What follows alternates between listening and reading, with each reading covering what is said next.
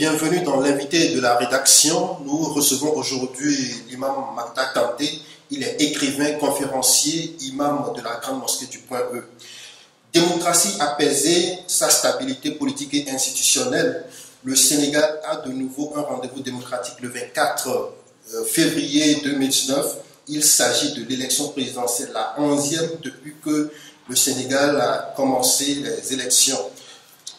Et cette élection se déroule dans un contexte particulier. Elle a été marquée par l'instauration, après une loi, du parrainage qui fait obligation aux candidats de rassembler un certain nombre de parrainages. Et c'est dans ce cadre qu'on a réussi à filtrer le nombre de candidats. Et à l'arrivée, on a 5 candidats qui prennent part à cette élection, alors que près d'une trentaine étaient aspirants à diriger le pays. Alors, nous recevons aujourd'hui, je reprends l'imam Makta Kanté, avec qui nous allons essayer d'analyser ce contexte de cette élection du 24 février 2019. Imam Kanté, bonjour et bienvenue à CNews.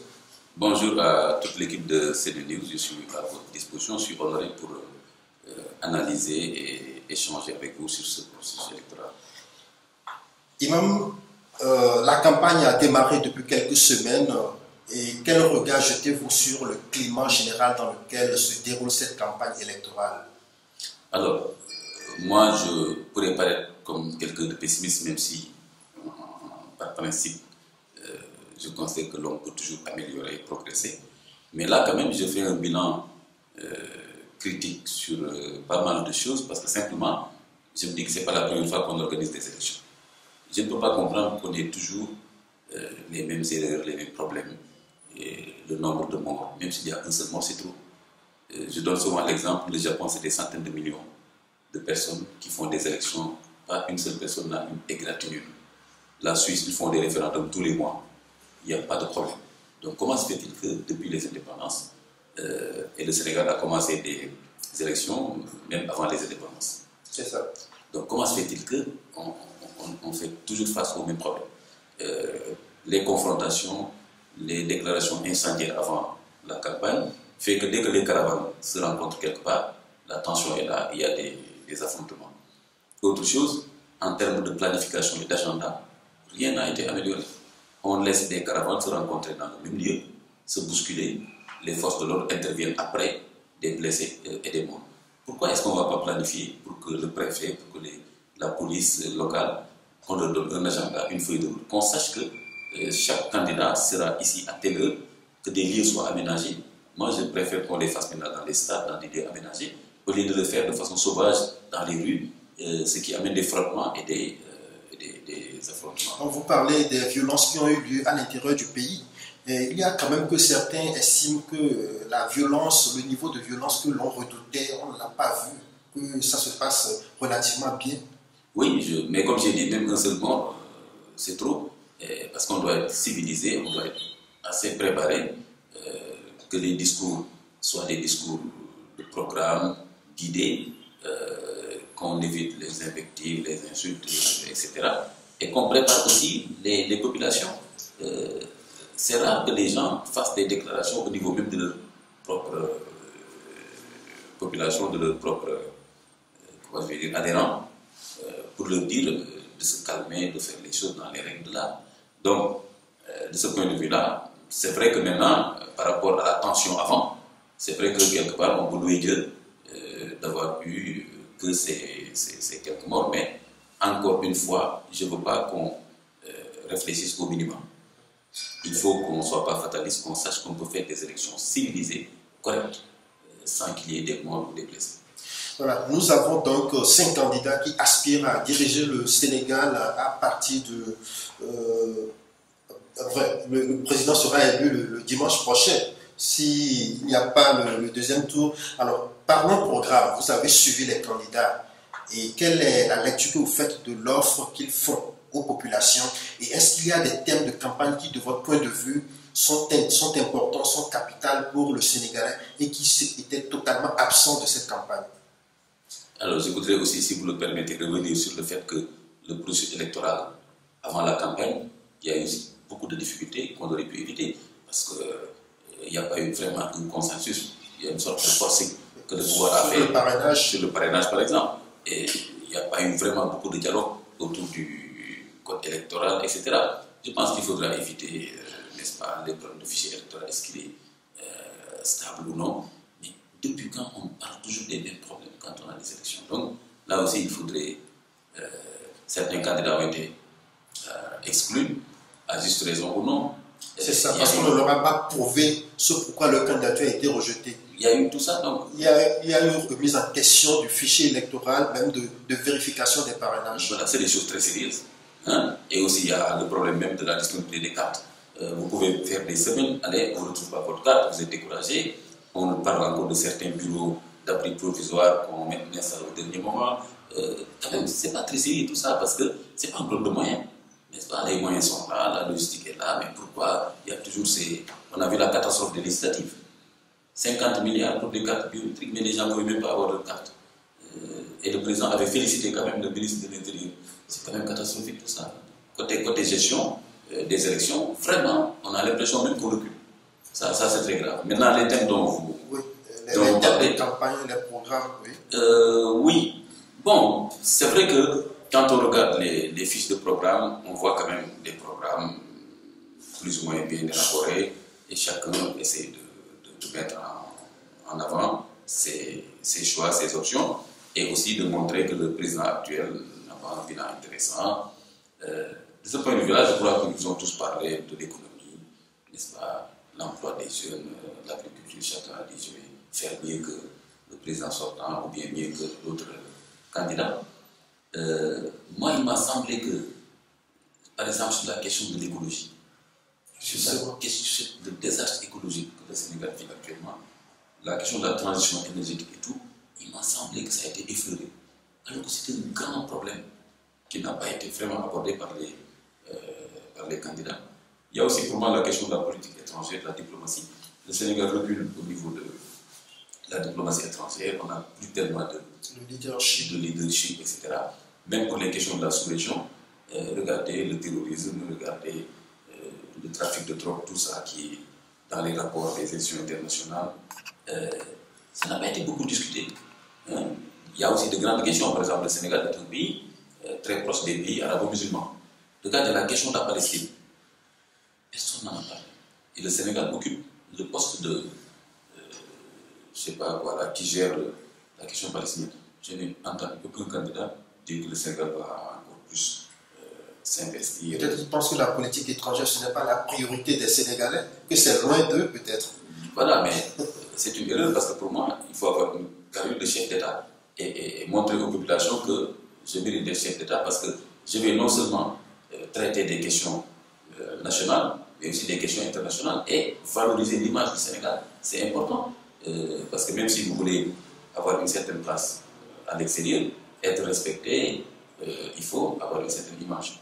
Donc, de ce point de vue-là, personne n'en a parlé, bon, à part quelques personnes qui ont parlé rapidement de la diaspora et parlé de la migration, mais ça, c'est des questions, je vous dis, beaucoup plus économiques que des questions vraiment de politique étrangère. Oui, je rappelle à nos internautes que Imam Makta Kanté est également spécialiste des questions environnementales. Vous êtes environnementaliste, donc justement, c'est normal que vous puissiez être sensible à cette question-là qui est absente.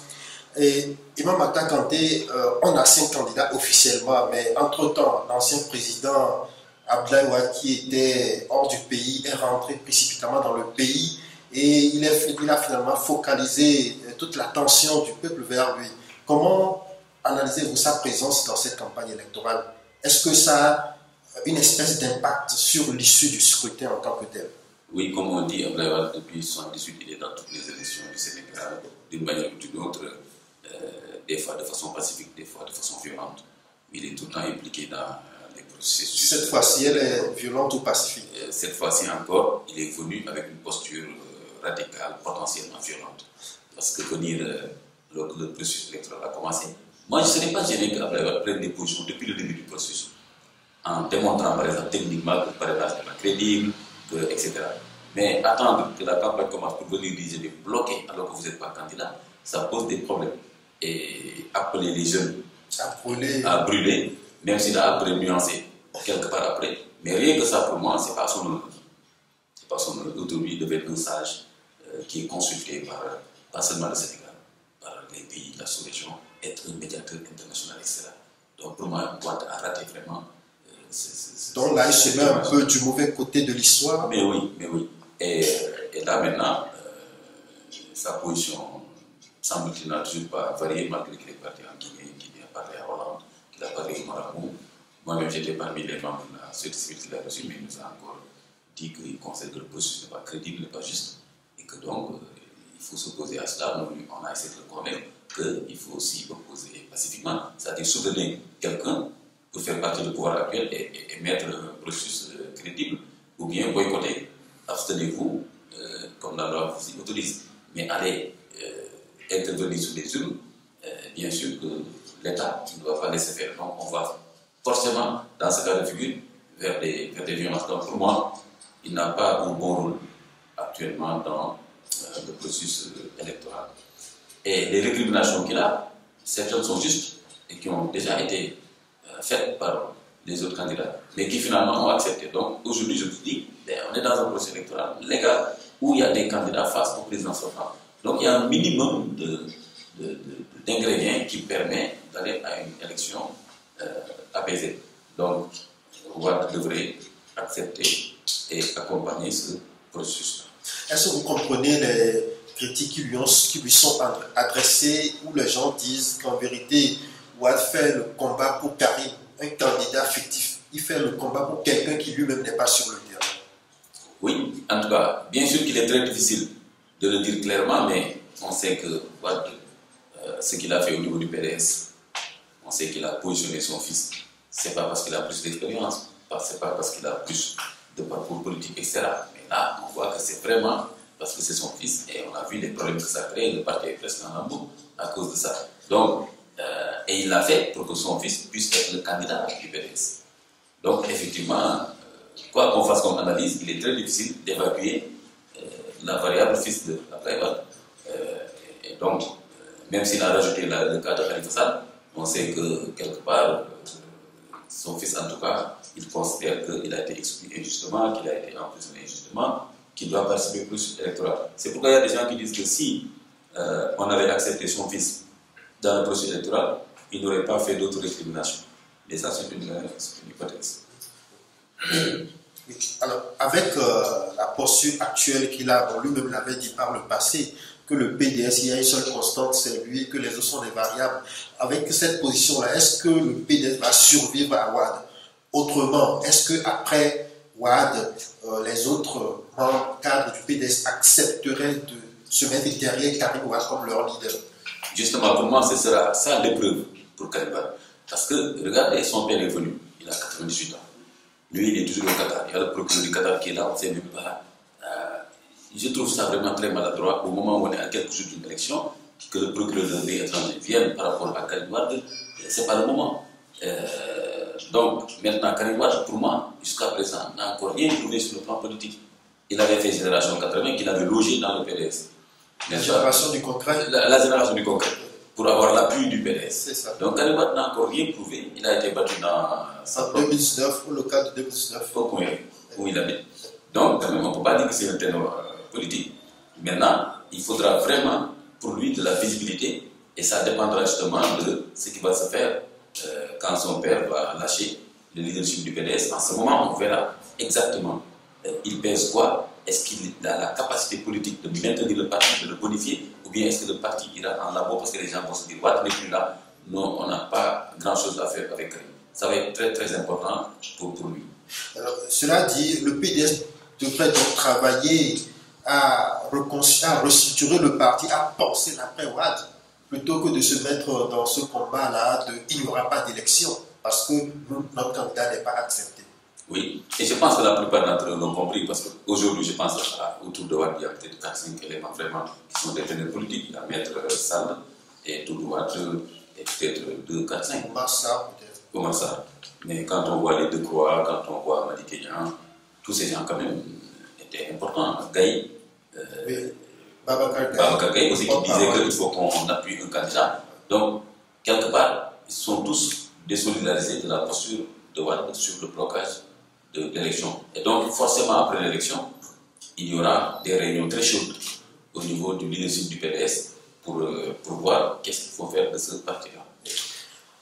Je rappelle à nos internautes que nous recevons l'imam Ahmad Makta Kanté. Il est écrivain, conférencier, imam de la grande mosquée du Point E. Il est également environnementaliste.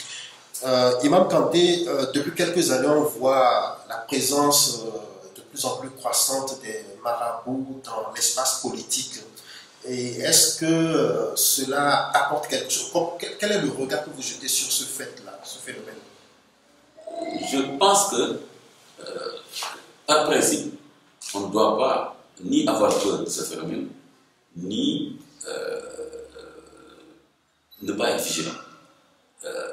Pour moi, il ne s'agit pas, pour ces marabouts-là, d'endoctriner les gens, etc. Il faut qu'ils acceptent les règles du jeu politique. Quand un marabout rentre dans le terrain politique, il faut qu'il accepte les règles du jeu politique. Maintenant, on voit certains marabouts, ils rentrent dans le jeu politique vraiment par la petite porte. Référence à son grand-père, à des rêves, à de l'endoctrinement. Aucun discours sur les intérêts du pays, aucun programme, etc. Donc, moi je me dis, quand un marabout rentre dans la politique, il n'a qu'à faire vraiment de la vraie politique. Parler des questions d'intérêt général, qu'est-ce qu'il propose dans tel et tel dossier, dans tel et tel secteur, l'éducation, la santé, etc. Et pour moi, d'ailleurs, un vrai marabout qui connaît pour moi ces humanités islamiques doit savoir que ces questions-là intéressent l'islam. L'islam veut bien que les gens se soignent, que les rues soient propres, qu'il y ait la justice et l'équité dans le pays, et non pas qu'on fasse juste quelque chose pour la famille du marabout, etc. Donc, ces marabouts-là, pour moi, beaucoup d'entre eux ratent complètement les vraies questions où il aurait pu peut-être apporter un bonus avec l'humanité islamique en disant aux gens, écoutez, nos références même nous poussent à être très sérieux et à travailler sur les questions d'intérêt public. Mais là, des marabouts, comme j'ai dit, qui ne parlent que de leurs rêves, qui sont avec telle politique pour une semaine, 2 semaines, quand il y a les enveloppes qui viennent, ils disent après j'ai pris une position, ce n'est pas de la politique qu'ils font, c'est de la manipulation de leur appartenance familiale. C'est beaucoup plus ça que vraiment une contribution à l'avancée du pays par des débats sérieux sur des questions politiques. Vous voulez dire que les marabouts auraient dû être le contre-exemple de la transhumance que certains décrivent dans l'espace politique? Exactement. Parce que quand on prétend qu'on est marabout, ça veut dire que normalement on devrait avoir une base spirituelle, telle que les mondanités, parce que l'aspect spirituel devrait permettre cela. Donc qu'on ne puisse pas être dans ces trucs de transhumance, de se contredire tous les jours, aussi d'attendre des enveloppes d'argent, de réclamer que l'argent vienne, etc., etc. Malheureusement, on ne les voit pas tellement faire la différence à ce niveau-là. Les marabouts qui rentrent dans les partis, c'est encore, ils rentrent avec leur talibé et ils attendent l'enveloppe d'argent comme tout le monde. On ne les entend pas sur des questions importantes, sur la marche du pays. Mais on les entend sur c'est mon ami, j'attends qu'il envoie de l'argent, l'année dernière on ne m'avait pas donné suffisamment, etc. Donc, si c'est cette façon-là de faire, ils ne font pas mieux que certains politiques laïcs même font mieux qu'eux et sont même moralement même plus corrects dans leur attitude que certains marabouts qui auraient dû prétendument par rapport à leur culture spirituelle ne pas adopter certaines attitudes. Ils auraient dû apporter leur morale religieuse, leur éthique et peut-être éclairer, relever le niveau de la politique ou dire que la politique n'est pas incompatible avec la morale ou l'éthique. Voilà. Et quand quelqu'un dit que j'ai une base spirituelle, cela veut dire que je cherche l'agrément de Dieu, cela veut dire que je transcende les intérêts mondains. Il devrait apporter cette valeur-là. Donc on ne devrait pas les voir dans les petits calculs que les politiciens là, ils font. Mais malheureusement, ils ne font pas mieux. Donc c'est ça qu'ils devraient faire. Donc donner cet exemple d'une pratique politique associée étroitement à l'éthique, n'est-ce pas? Et cette éthique-là, c'est la foi musulmane qui devrait leur donner ça en se disant que c'est l'agrément de Dieu que je cherche d'abord. Je cherche à servir les gens, je ne cherche pas à m'enrichir, je ne cherche pas à endoctriner les gens. Malheureusement, quand on les entend dans la presse, etc., ils disent tout sauf cette attitude importante, sauf se prononcer sur des questions d'intérêt général. Alors, il semble dans le même temps qu'il est impossible de se faire élire président au Sénégal sans passer par les familles religieuses, sans aller trouver, je ne sais pas, peut-être une alliance, enfin, je vais dire, un appui explicite ou implicite des familles religieuses. Ça se comprend, mais ce n'est pas aussi déterminant que ça. C'est-à-dire, ça se comprend dans le sens où aucun homme politique, même par pure intelligence et pragmatisme, n'a intérêt à aller à se faire une mauvaise image au niveau des gens qui sont suivis pour des raisons religieuses. Et même dans tous les pays du monde, on essaie d'éviter chaque fois d'aller à contresens de certaines attitudes historiques, culturelles du pays. Donc, c'est là où je dis qu'effectivement, un homme politique, une femme politique intelligente au Sénégal, ne peut pas se faire une mauvaise image au niveau des confréries parce qu'ils traitent du monde. Hein, ils les reçoivent régulièrement, ils écoutent leur discours. Mais de là à considérer que c'est eux qui vont donner le pouvoir, c'est très grave. Sur le plan spirituel déjà, sur le plan purement musulman, c'est Dieu qui donne le pouvoir, comme le dit le Coran. Donc, il ne faut pas qu'on essaie de mystifier les gens en disant que le pouvoir est entre les mains de tel marabout, les charlatans. On a vu tout le monde chercher des clients, on donne des numéros de téléphone, tu sais qui sera président, etc. Maintenant, deuxième chose, c'est qu'on a vu Abdoulaye Wade a chuté alors qu'il a fait le tour des marabouts. C'est peut-être le président qui a le plus donné au marabout. Au foyer religieux. Donc ça montre qu'objectivement, le fait de donner au marabout ne garantit pas la victoire. Mais comme j'ai dit, en faire des ennemis, c'est clair que ça va limiter l'estime que les gens qui leur sont fidèles auront pour vous. Et de plus en plus d'ailleurs, les consignes de vote données par des marabouts ne sont plus respectées. Non, non. Les gens, ils les écoutent, ils les respectent, ils les contredisent pas en public. Mais quand ils vont voter, absolument, qui peut savoir qu'ils votent dans le secret du vote. Voilà. Et d'ailleurs, si on se rappelle, les marabouts qui ont souvent donné des consignes, des fois même de façon, je peux dire, arrogante, etc., ça a fait l'effet contraire. Il faut vous rappeler, par exemple, depuis Abdoulaye Mbacké, c'est Abdoulaye, qui avait dit celui qui ne vote pas pour Abdou Diouf aura trahi Serigne Touba. Ça a failli diviser la famille d'une façon très grave. Et après, ils se sont rendus compte que s'ils ne font pas attention avec ces déclarations politiques, la famille va casser. Et aujourd'hui, des fois, les confrontations qu'il y a à Touba, c'est pour des raisons politiques. Alors qu'ils sont tous des cousins, des frères, les Mbacké. Donc ils se sont rendus compte de ce danger-là. Et maintenant, quand il a donné par exemple cette consigne-là, il y a eu beaucoup de contestations. Donc ça montre bien que tout le monde n'était pas d'accord. Et aussi, les autres marabouts, à Tivaouane aussi, on se rappelle, c'est Mansour, il avait dit j'ai branché ma prise électrique au niveau du trône de Dieu et que j'ai prié et que Abdou Diouf sera encore président. Et à Louga, des marabouts de la famille Tidiane lui ont apporté une réponse cinglante sur le plan purement théologique, en disant que c'est Dieu qui donne le pouvoir et que ça, c'est pas ce que Alhaji Malick a enseigné. Soit modeste, etc. Donc, chaque fois qu'ils ont fait des erreurs politiques, ça a eu des impacts très graves au niveau même de la famille. Par exemple, il n'y a pas longtemps aussi à Tivaouane, quand le marabout a dit oui, le président actuel il est bien, etc. Beaucoup de gens ont dit, à l'intérieur même des Tidjanes, ils ne devaient pas le dire, parce qu'il y a des membres de notre famille qui sont dans la politique et qui sont en train de lutter pour le pouvoir contre ce monsieur-là. Donc, de plus en plus, ils se rendent compte que niveau ne pas donner des consignes. Et même quand ils les donnent de plus en plus, moi je discute avec les gens se disent écoute, imam, moi j'ai tel marabout pour les questions purement religieuses. Mais pour le vote, moi je vais voter pour la personne que je considère avoir le bon profil pour le job. Les gens ont un sens de discernement. Et c'est à saluer. Oui. Et c'est à saluer parce que, écoutez, le marabout, il est là-bas chez lui, il ne manque de rien. Avec un coup de téléphone, il a son passeport diplomatique, il envoie son fils où il veut, les gens viennent lui donner de l'argent. Mais le citoyen simple, qui n'a pas le courant chez lui, qui joint très difficilement les fins du mois, l'enseignant qui est mouride ou tidjane, ou l'AED a le même traitement, c'est qu'il va corriger les épreuves d'examen, on le paye 6 mois après. Pourtant, il est talibé. Mais de ce point de vue-là, il ne va pas raisonner comme talibé. La loyauté de talibé, c'est une loyauté d'une autre nature. Elle est mystique. Mais là, c'est une question maintenant de décence dans la vie sociale. Et là, il va contester le pouvoir. Aucun marabout ne peut rien comme ça. Imam Ahmad Makta Kanté, pour terminer l'entretien, on va parler d'une initiative que vous avez lancée récemment.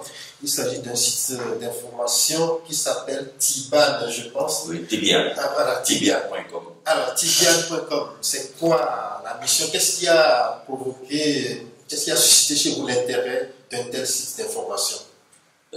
Juste parce que je voulais être un imam digital. Ah oui. très moderne. Voilà. Et bon, j'ai mes amis autour de moi, Oui. bon, voilà, qui m'ont quand même dit que, écoute, là, tu fais beaucoup de production. C'est ça. Tu écris, Ça, c'est tu vrai. fais des vidéos, tu es reçu par, Oui. les sites, les Donc, il faut agréger tout ça. Ce serait bien maintenant, toi-même, d'avoir vraiment un outil moderne. Et quand j'ai procédé au lancement de mon portail tibia.com, j'ai dit à la presse que je considère que je dois porter le témoignage de l'islam, hein, avec les outils modernes. Ce n'est pas par hasard que je vis au XXIe siècle. Donc je dois être un imam de mon temps. Et tous les imams ont été des imams forcément de leur temps. Et le prophète sallam a utilisé les outils de son temps. Il a fait des lettres. Il y a des moments où il n'avait pas de tampon. Et les compagnons lui ont expliqué que les rois, s'ils reçoivent une lettre qui n'est pas tamponnée, ils ne le considèrent pas parce qu'ils considèrent que méprise la personne. C'est de là qu'il a fait une bague. Il a mis la ilaha illallah Muhammad Rasulullah et qu'il tamponnait. Donc il s'est adapté aux réalités diplomatiques de son temps. Qu'est-ce qu'il utilisait en son temps? Le cheval, le truc. Il a utilisé donc les moyens de son temps. Donc nous devons aussi utiliser les moyens de notre temps pour faire passer le message de l'islam, mais vraiment un message qui accompagne les problématiques contemporaines. Absolument. Moi, il ne m'appartient pas de réfléchir sur des questions d'il y a 10 siècles, qui sont dépassées, anachroniques, etc. Je réfléchis sur les questions de mon temps. C'est comme ça que je vais être témoin de mon temps à partir de mes références islamiques qui me servent de grille d'analyse et de lecture. Oui, je peux dire que vous, l'imam Mbaka Kanté, votre particularité, c'est que vous allez toujours souvent au fond des choses. Quand vous faites des analyses, elles sont vraiment objectives, elles sont détachées des patients. Et sur votre site tibial.com, qu'est-ce qu'on a en termes d'informations? Qui sont ceux qui travaillent sur tibial.com? Pour l'instant, je commence déjà par le personnel, je peux dire de façon modeste et véridique que pour l'instant, vraiment, il y a une toute petite équipe de bénévoles. Et on s'arrange, on se donne des responsabilités, chacun avec du temps. Mais en même temps, c'est intéressant, parce que vraiment, ces petites équipes-là, on voit le désintéressement. On voit que ces gens-là ne travaillent pas pour l'argent. Et pourtant, de plus en plus, on commence à intégrer des éléments de la qualité, on fait des réunions régulièrement pour améliorer, etc. Donc, c'est ça qui m'intéresse. Et maintenant, bien sûr, que je ne vais pas me limiter au minimum. Donc, je vais forcément développer le portail, chercher des partenaires, tant que je suis dans ma ligne éditoriale, n'est-ce pas, de rester quelqu'un de libre dans ma pensée, de participer à la réforme de l'islam et de sa pratique. Comme vous avez vu il y a quelques jours, j'ai fait un post qui a fait beaucoup de commentaires où je m'insurgeais contre le désordre des appels depuis 4 h du matin jusqu'à 6 h du matin. Il y a eu beaucoup de désordre, mais 82% des gens m'ont appuyé en me disant: ah ben, d'ailleurs c'est intéressant que vous le disiez. Les appels à la prière. Les appels à la prière du matin, 4h30 du matin déjà, les filles commencent à faire des appels à la mosquée jusqu'à 6h30. C'est très tôt, c'est trop tôt. Et il y a des appels répétés. Des mosquées qui sont à distance de 100 mètres, 200 mètres, qui ont des heures différentes, ce qui fait que les appels interfèrent, etc. Je dis, pourquoi ils ne regardent pas l'heure, mais chacun veut être le premier. Chacun a ses propres heures. Ce qui n'est pas normal. Dans un même quartier, il n'y a aucune raison géographique ou astronomique que 2 mosquées du quartier ici aient des heures différentes. C'est juste des questions de chacun fait ce qu'il veut. Donc, où est l'organisation de l'islam? Et regardez les chants religieux aussi. Vous voyez 3 personnes avec un micro, un haut-parleur, dans un quartier qui crie jusqu'au matin. Et on dit non, c'est sensible, on dit rien. Donc, je vais m'attaquer à des questions comme ça, de réforme de la pensée islamique. La pensée est beaucoup plus compliquée, parce que nous sommes dans le conservatisme, nous sommes dans le culte de personnalité, nous sommes dans la, comme on dit à Wolof, c'est-à-dire les ancêtres ont tout fait, tout pensé, tout dit. Donc nous, on n'a rien à faire. Toutes ces erreurs-là, il faut les corriger la pratique, pour que l'islam vraiment apporte au Sénégal vraiment un bonus dans notre façon de nous comporter, n'est-ce pas, et dans nos pratiques. C'est très très important de mener ce combat-là. Mais en même temps, mon portail sera ouvert à toutes les problématiques contemporaines. On le voit à travers vos écrits déjà, vous ne parlez pas que de la religion, vous parlez des questions sociétales, des questions que vivent les citoyens tous les jours, des questions de salubrité, d'incivisme, on l'a vu. Donc c'est ce qu'on va continuer à lire sur votre portail. Voilà. Et comme vous le voyez, je suis très actif depuis quelques temps sur le Facebook même. Oui. Facebook que vous avez boudé, enfin, que vous n'avez pas accepté assez Vous l'avez accepté, vous l'avez adopté que tardivement. Oui, un jour, on en avait parlé. Et on me disait que voilà, vous pouvez être sur Facebook sans pour autant être là, poster des photos et tout, mais c'est pour partager vos pensées, vos réflexions et avoir une audience d'ailleurs. Mais oui, et c'est vrai que j'ai pris du temps, j'ai été trop méfiant. Je n'ai pas regretté quelque part parce que je me dis toujours qu'il faut prendre un peu de recul à tous ces phénomènes de mode, etc. Mais après, vous vous rendez compte qu'objectivement, c'est un outil qui est là et que si vous intervenez à votre façon, vous pouvez apporter. Et comme vous l'avez dit, j'ai tellement discuté avec des gens qui m'ont convaincu en me disant non, tout dépend de la façon. Et aussi, techniquement aussi, il y a des possibilités de faire ton travail, de limiter certaines choses néfastes, etc. Et donc, je ne regrette pas actuellement d'être vraiment actif et de pousser à des débats. Et ça vous contraint aussi, en tout cas si vous voulez bien faire, à être ouvert d'esprit. Parce que les gens qui interviennent, eh bien, ils donnent des avis différents de ce que vous pensez, etc. Et là, vous ne vous dites pas, je suis à la mosquée, je fais un sermon, tout le monde écoute, on prie, on s'en va. Donc moi, je me dis là, j'ai une dimension de plus par rapport à un imam qui se limite à sa mosquée, ou quelque part, on peut dire, quelque part de façon, je peux dire assez vulgaire même, où il est en public conquis, quoi. Même si ce n'est pas aussi vrai que ça, parce que même dans la mosquée, quelqu'un peut interpeller l'imam pour lui dire, mais imam tel hadith, moi j'avais appris que, ou bien je ne pense pas que. Mais bon, au moins dans l'espace Facebook, là vous êtes contraint, si vous voulez discuter avec les gens, d'être ouvert d'esprit. Et aussi d'apprendre des gens. Moi, des fois, je pense quelque chose. Par exemple, sur cette question d'appel, bien sur une autre question, j'avais dit que c'est bien de faire des récitals de Coran, comme l'avait dit le Khalif de Touba, mais le Coran établit une relation étroite entre la justice concrète et la paix. Donc il ne suffit pas juste de réciter du Coran. Il y a certains talibans qui ont dit ouais, tu es impoli, etc. Oui, mais j'ai accepté ça et je leur ai dit simplement explique-moi en quoi je suis impoli, puisque j'ai rappelé un lien que le Coran fait. Si je suis impoli, peut-être que c'est la référence qui pose problème. Et petit à petit, vous voyez, c'est les mêmes gens qui ont résulté, commencent à dire bon, peut-être qu'on ne s'est pas compris, etc. Donc on apprend beaucoup en se confrontant aux gens et en acceptant ce que les gens disent. Ahmad Makta Kanté, je vous remercie. Je rappelle à nos internautes que vous êtes écrivain, conférencier, vous êtes chroniqueur dans la presse et imam de la grande mosquée du Point E. Séné, nous vous remercions. Une fois, chaque fois que nous vous sollicitons, vous ne ménagez aucune fois à venir ici nous éclairer sur certaines questions. Pour cela, nous vous en sommes bien obligés. Moi aussi, je vous remercie. Vous faites partie des sites qui ont le plus popularisé Imam Kanté. Donc vraiment, je suis très heureux de ça, je vous remercie. Beaucoup de gens m'appellent souvent, mais tu as écrit tel, tu as dit ça. J'ai dit, vous avez vu ça? Ah, au niveau de CNews. J'ai dit, non, vraiment, j'ai des gens là-bas qui prennent au sérieux ce que j'écris, ce que je produis. Donc vraiment, je reste à votre disposition, on est ensemble pour partager l'information, pour analyser ensemble. Merci. Bon vent à tibian.com. Merci beaucoup. Peut-être qu'on envisagerait de faire un partenariat. Ben, pourquoi pas? Voilà. Merci beaucoup. Merci beaucoup. Voilà, justement, Tibian, ça veut dire quoi pour de moi? Ah oui. Tibian, c'est un terme qui m'a été inspiré par le Coran. Alors, Tibian, ça veut dire, on peut dire éclairage. C'est un verset du Coran où Dieu dit au prophète qu'il a fait descendre sur lui un livre qui éclaire toutes choses. Tibian al-Likundiché.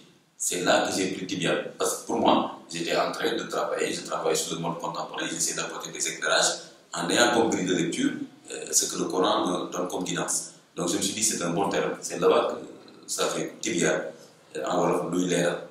Donc on peut dire éclairage. Donc c'est là que j'ai pris le terme de tibian.com. C'est bien. Ça répond à ce qui est fait sur le site.